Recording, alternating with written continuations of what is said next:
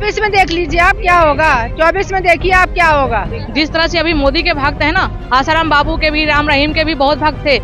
सोनीपत में आग लगा दिया, बस जला दी थी, उस समय भी बहुत भक्त थे उनके। आज जो मोदी के भक्त है ना, समय आने पर ये भी भक्त सब निकल जाएंगे। मोदी जी को देने आई हूँ कि मोदी जी अब चूड़ियाँ ये पहन के और अब रसोई में आ जाएं, किचन संभालें, ठीक है ना। अब गद्दी छोड़ दें और फिर देखें कैसे गृहिणी अपना किचन संभाल रही है, कितने अपने बच्चों को संभाल रही हैं, किस तरह से अपना घर चलाती है। अरे ये सरकार जनता को बेवकूफ ही बना रही है, कुछ नहीं करा जनता के। तो स्मृति ईरानी चूड़ियाँ लेके मनमोहन सिंह को डालती थी कि मनमोहन सिंह प्रधानमंत्री को मैं चूड़ियाँ भेजती हूँ। मैं मोदी जी को देने आई हूँ।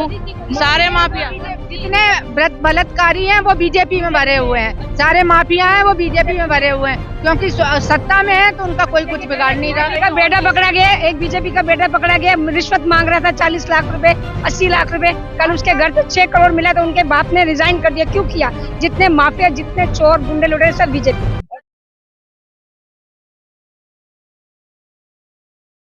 नमस्कार, मेरा नाम है रितेशना मंगवाना। हाल ही में आपने देखा होगा 1 मार्च को जो है सिलेंडर के 50 रुपए दाम कर दिए गए। घर वाला सिलेंडर है उसे 50 रुपए बढ़ा दिए गए हैं और जो कमर्शियल सिलेंडर है उस पे 350 रुपए बढ़ा दिए गए हैं। हमारे साथ इसी पे बजट पे बात करने के लिए कुछ महिलाएं हैं।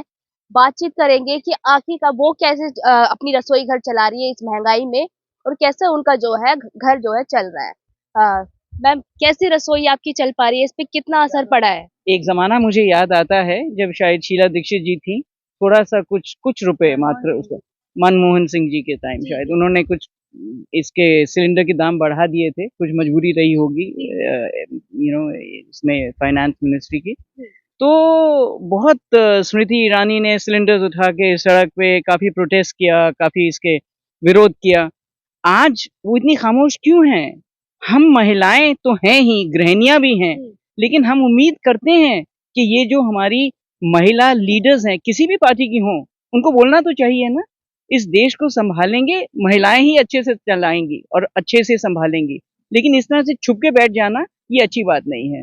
उनकी भी कोई ना कोई इसमें आनी चाहिए हमारे को एक्सप्लेनेशन कि इतना महंगा क्यों कर दिया, क्या ये अफोर्डेबल है? और आप ठीक कह रहे हैं कि अब होली का त्योहार आ रहा है, हम लोग नहीं बना पाएंगे मिठाइयाँ वगैरह घर में, और बाहर भी हर चीज में इतनी महंगाई है।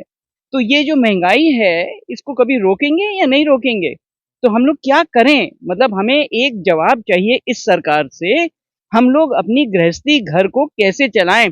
बच्चों की कुछ ख्वाहिशें होती हैं, हम उन ख्वाहिशों को मार के कर रहे हैं तो उनको अच्छा नहीं लगता है। वो हमसे पूछते हैं अभी तक तो तुम हमको सब कुछ लाके दे देती थी, अब क्यों नहीं ला सकती हो? मैम, अभी आपसे सवाल मैं लेती हूँ। मैम, जैसे कि घर का जो सिलेंडर है उसका 50 रुपए बढ़ा दिए। अगर आप घर पे नहीं बना पाए, क्या होता है फिर? आपके पास दूसरा ऑप्शन होता है, आप बाहर जाके करें। अब वो बाहर जाके आपको वो कमर्शियल सिलेंडर का जो रेट है वो 350 हो गया है। आप ना घर पे खा सकते हैं ना बाहर खा सकते हैं। कैसे देख रहे हैं इसको? देखिए, उसको तो हम ऐसे देख रहे हैं कि अभी तो हमारे बच्चे और हम बहुत मुश्किल में हैं, बहुत परेशानी में हैं, और हमारे बच्चे हमसे डिमांड करते हैं कि ये बनाइए, वो करिए। हम कुछ नहीं कर पा रहे हैं और हम बहुत परेशान हैं। हमारा बजट भी सारा बिगड़ गया है। ये गूंगी बहरी सरकार है जो कि बिल्कुल नहीं सुन रही है, और हम तो पूरी कोशिश में हैं इस सरकार को मुखाड़ फेंकेंगे। और सरकार, ये निकम्मी सरकार है, झूठ बोलकर आई है।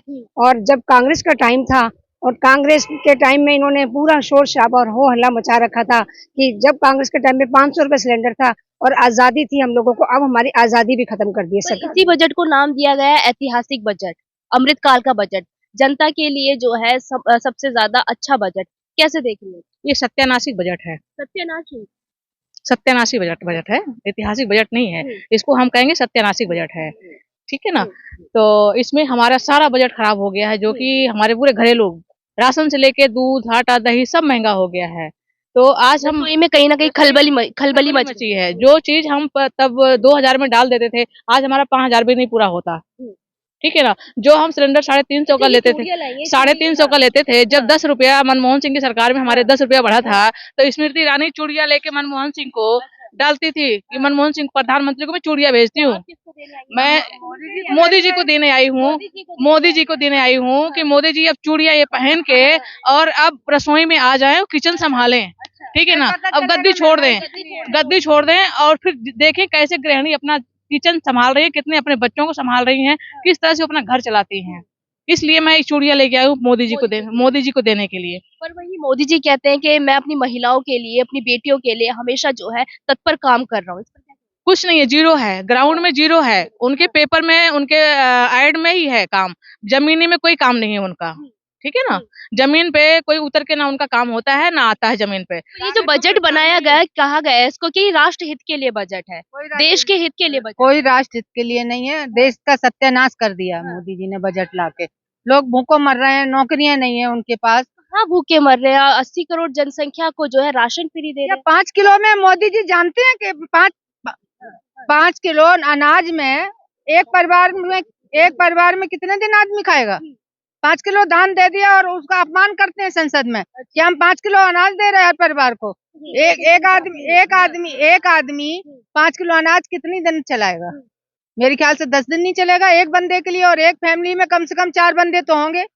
ये तो फिर जनता को बेवकूफ बनाने वाली बात है। जनता को बेवकूफ बना रहे हैं। बिल्कुल बना रही, ये सरकार जनता को बेवकूफ ही बना रही है, कुछ नहीं करा जनता के लिए। पर वही जनता के लिए कह रहे हैं। सबसे बड़ी बात कि देखिए, कांग्रेस के टाइम पे सीनियर सिटीजन को 50% कंसेशन दे रहे थे रेलवे में, वो भी इन्होंने बंद कर दिया। सबसे ज्यादा इन्होंने लेडीज को मारा, लेडीज के लिए को सत्यानाश करके रख दिया। लेडीज को मारा, आपने देखा होगा ना, मंच से कितने भावुक हो जाते हैं महिलाओं के नाम। सिर्फ भावुक होते हैं, नाटक उनका, नाटक करते हैं, नाटक है।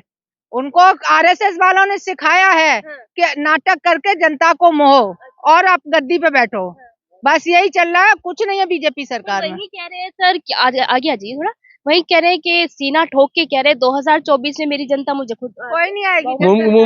मुमकिनात नहीं है इसके बारे में, मुमकिन ही नहीं है। मुमकिन ही नहीं है, बातों से गुमराह कर ये आपने देखा ना त्रिपुरा के एग्जिट पोल वगैरह रिजल्ट देखे ना, जीती ना बीजेपी। उन्होंने कितनी देर उन्होंने फॉलो अप किए उसे। कांग्रेस का देखा ना क्या हाल हुआ। कांग्रेस देखिए उन्हें कितनी बार गए, उन्होंने कितना उनका ड्राबैक किया, वोटिंग पैटर्न क्या हुआ त्रिपुरा का, मेघालय का, सबका वगैरह। देखिए, लोगों को गुमराह करने की चीजें उनके पास बहुत अच्छे हैं, हिप्नोटिज्म करते बातों में। चलिए मैं आपसे सवाल लेती हूँ। हाँ। अडानी का पैसा लेके, चाहे वो त्रिपुरा में खिलाएं, चाहे वो मेघालय में खिलाएं, चाहे वो कहीं खिलाएं, अडानी ने क्या करा? मोदी जी को तो भर दिया और जनता को लूट लिया। अरे वही हम कह रहे हैं कि गुमराह करने वाली बात है। अभी जनता गुमराह हो रही, जिस दिन जनता को पता चल जाएगा उस दिन उठा के फेंक देंगे इन्हें। अच्छा, मैं आपसे सवाल लेती हूँ, एक सवाल लेती हूँ आपसे। अमित शाह जी कह रहे हैं कि कांग्रेस को वहां फेंक दिया, दूरबीन से भी देखने पे नहीं मिलेगी। ये एरोगेंस है ना, जो ये घमंड, ये ज्यादा देर नहीं लास्ट। ये सत्ता का घमंड है, सत्ता का घमंड है सर, एकदम। और आसाराम बाबा का भी टाइम आया ना, जिस तरह से अभी मोदी के भक्त है ना, आसाराम बाबू के भी, राम रहीम के भी बहुत भक्त थे। सोनीपत में आग लगा दिया, बस जला दी थी, उस समय भी बहुत भक्त थे उनके। आज जो मोदी के भक्त है ना, समय आने पर ये भी भक्त सब निकल जाएंगे। कहाँ निकल जाएंगे? सब अपने आप, जैसे राम रहीम के बैठ गए, आसाराम के बैठ गए, गुरुजी को जाते थे आश्रम में प्रणाम करने के लिए, उसी तरह से आज जो मोदी को प्रणाम कर रहे हैं, जो मोदी को वो कर रहे हैं ना, आज भी वही हाल है। वही आएगा, आज नहीं 10 साल बाद, 5 साल बाद आएगा वही हाल। ठीक है ना, जब तक हम आज जो स्मृति ईरानी को दिया लेके हम लोग ढूंढ रहे हैं, एक टाइम आएगा कि मोदी जी को दिया लेके ढूंढेंगे कि मोदी जी दूरबीन से देखेंगे मोदी जी कहाँ है। अच्छा, मोदी जी को दूरबीन से देखने को मिलेंगे। हाँ, पर मोदी जी कह रहे हैं कि जनता उनका बेटा हूँ। अमित शाह ने जो घमंड में ये कहा ना कि कांग्रेस को दूरबीन से देखेंगे, हम बता रहे आज ज्यादा नहीं देखेंगे, नहीं देखने को मिलेगी भी नहीं, मिलेगी नहीं। तो 5 साल के बाद मोदी जी को दूरबीन से देखना पड़ेगा और अमित शाह को। वो तो नहीं हुआ है, इनको तो अभी 10 साल हुआ है। कांग्रेस ही तो थी जब अपने हिंदुस्तान में सुई से लेके धागा तक कुछ भी नहीं था, तब कौन थी सरकार? कांग्रेस थी ना। आज कांग्रेस ने किया वो विकास ये भूल गए। सारे आईएम बनाए, आईआईटी बनाए, सारे एम्स बनाए, जो ये बेचते जा रहे हैं झूठ बोल बोल के, कभी इनको कुछ काम नहीं है। एक बाप बेटे के लिए बना के जाता है, और नकारा बेटा जो होता है ना, वो बेचता जाता है। किसकी तुलना कर रही है नकारा? कांग्रेस और बीजेपी की। कांग्रेस बना गई और ये नकारा बेटा मोदी और अमित शाह बेच रहा है, और फिर कहेगा हमारे बाप हमारे लिए कुछ छोड़ ही नहीं गए। यही वो कर रहे हैं। पब्लिक को घमंड है, ये जो अहंकार है, ये नहीं चलेगा। और राजनीति है, उतार चढ़ाव होगा, लेकिन ये लोग जिस तरह से पेश आ रहे हैं और जिस तरह की बातें कर रहे हैं, ये बहुत ओछी और बहुत लो क्लास बातें हैं। इनका कोई जरूरत नहीं, बिकॉज जो कांग्रेस पार्टी है, कांग्रेस पार्टी का वजूद कोई नहीं मिटा सकता, क्योंकि ये शुरुआत से, आजादी के दौर से, आजादी के जंग से, जब आजादी का अभियान चलता था, जब आजादी की लड़ाई चलती थी, तब से कांग्रेस है। तो आप ऐसे थोड़ी, और ये लोग कहाँ थे आजादी के वक्त? कहीं भी नहीं दिखते थे। भारत जोड़ो यात्रा चली, उसका इफेक्ट सिर्फ उसी समय देखने को मिला, अब कहीं भी देखने को नहीं नहीं, मिला। सब जगह एक एक घर में असर है उसका, एक एक गांव में असर है, एक एक घर में असर है भारत जोड़ो यात्रा का। हमने ये भारत जोड़ो यात्रा जो की है, ये जरूरी नहीं है कि हमने ये सोच के की थी कि हाँ इसको ट्रांसलेट होगा वोट्स में। हम वोटों की खातिर नहीं कर रहे थे, हम भारत को जोड़ने की खातिर कर रहे थे। वही सरकार, सत्ता पक्ष जो है, काबिज पे जो बैठी है सरकार, वो कहती है कि भारत को जोड़ने की आवश्यकता क्या है, भारत टूटा कब? अरे आपने इतना डिविसिव पॉलिटिक्स खेला है, हमारे को तो जगह जगह ये नारा देना चाहिए, no hate in my state. हर स्टेट है जो हिंदुस्तान का, उसमें ये नारा सबसे आगे होना चाहिए। हेट है ना, क्यों आप लोग नहीं देखते? आप लोग मीडिया के हैं, आप लोग वहाँ पे नहीं देख रहे हैं कि हिंदू मुस्लिम का इतना और क्या लोग है, सबसे बड़ा राज्य है। अच्छा, आप व्यंग में कह रहे हैं, बहुत अच्छी बात है, आपकी व्यंग हम समझ रहे हैं। उत्तर प्रदेश में ये भी कह रहे हैं ना, जीरो टॉलरेंस है। योगी जी कहते हैं ना कि माफियाओं को उसमें मिट्टी में मिला दूंगा मैं। नहीं, कैसे क्यों दिया? पहले पनपने क्यों दिया? पहले पनपने क्यों दिया माफिया को? सारे माफिया बीजेपी में तो है उत्तर प्रदेश में, सारे माफिया, हम उत्तर प्रदेश अयोध्या के हैं, सारे माफिया जितने बलात्कारी हैं वो बीजेपी में भरे हुए हैं, सारे माफिया हैं वो बीजेपी में भरे हुए हैं, क्योंकि सत्ता में है तो उनका कोई कुछ बिगाड़ नहीं रहा। बेटा पकड़ा गया, एक बीजेपी का बेटा पकड़ा गया, रिश्वत मांग रहा था 40 लाख रुपए, 80 लाख रुपए। कल उसके घर से 6 करोड़ मिला तो उनके बाप ने रिजाइन कर दिया। क्यों किया? जितने माफिया, जितने चोर गुंडे लुटेरे सब बीजेपी के। और दूसरी पार्टी से जो छोड़ के जा रहे हैं और बीजेपी उनको लिए जा रही है, वहाँ पे क्या वो गंगा से उनको लगी है उसमें वो साफ हो जाते हैं। भ्रष्ट लोग जाते हैं बीजेपी ज्वाइन कर लेते हैं, वहाँ वॉशिंग मशीन लगी है उसमें साफ हो जाते हैं सर्फ में, फिर उनके ऊपर कोई चार्ज नहीं होता। बाबा का बुलडोजर तो निष्पक्ष कार्रवाई करता है, कोई नहीं करता। माँ बेटी जल गई कानपुर देहात में, वो निष्पक्ष किसकी थी? तो पहले भी कार्रवाई हुई थी, अब भी कार्रवाई हुई है। कोई कार्रवाई नहीं होती है, सब दिखावा होता है। कार्रवाई सिर्फ योगी जी बोलते हैं कि हमारे उत्तर प्रदेश में कोई अत्याचार नहीं है, लेकिन उत्तर प्रदेश में आप 9 बजे 8 बजे के बाद कोई बेटी चली जाए अपने गांव से लेकर शहर तक का सुरक्षित नहीं है। हम बेटी बचाओ बेटी पढ़ाओ को नारा है, ये एक झूठा नारा है।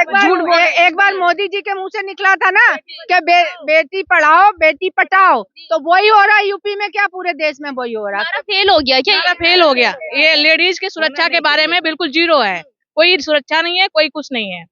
और ये नारा फेल नहीं होना चाहिए था। बहुत जरूरी है, शिक्षा बहुत जरूरी है, और लड़कियों को हमने पढ़ाना बहुत जरूरी है, क्योंकि एक लड़की जब पढ़ लिख जाती है, समझदार हो जाती है, वो पूरे परिवार को संभालती है। तो एक लड़की शिक्षित होती है, पूरा परिवार शिक्षित होता है ना?